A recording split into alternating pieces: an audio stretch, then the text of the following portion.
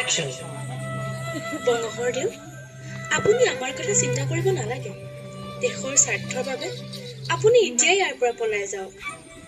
ঐ ছোৱালী, গদাপানী ক'ত আছে তই নকৱ কিয়? নকওঁ, তহঁতৰ অত্যাচাৰত এই জয়মতীৰ প্ৰাণ গলেও বংশৰদেউৰ সন্ধান মই কেতিয়াও নিদিওঁ।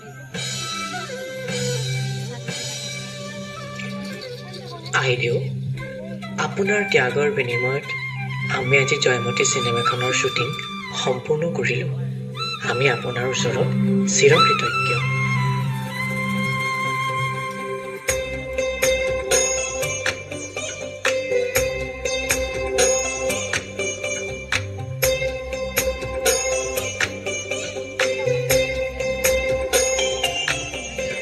চি এগৰাকী ছোৱালী হৈ পৰপুৰুষক বংশৰদেউ বুলি সম্বোধন কৰি চিনেমা কৰি দেখুৱাব আহিছ। আজিৰ পৰা তই বৰ ঘৰত প্ৰৱেশ কৰিব নোৱাৰ।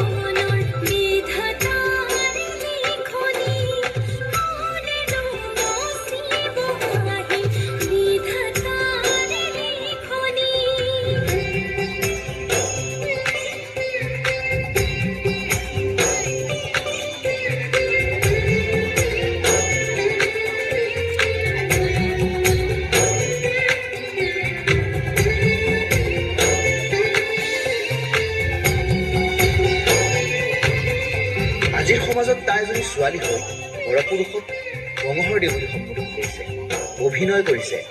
তাই আমাৰ সমাজলৈ কলংক সানি আনিছে।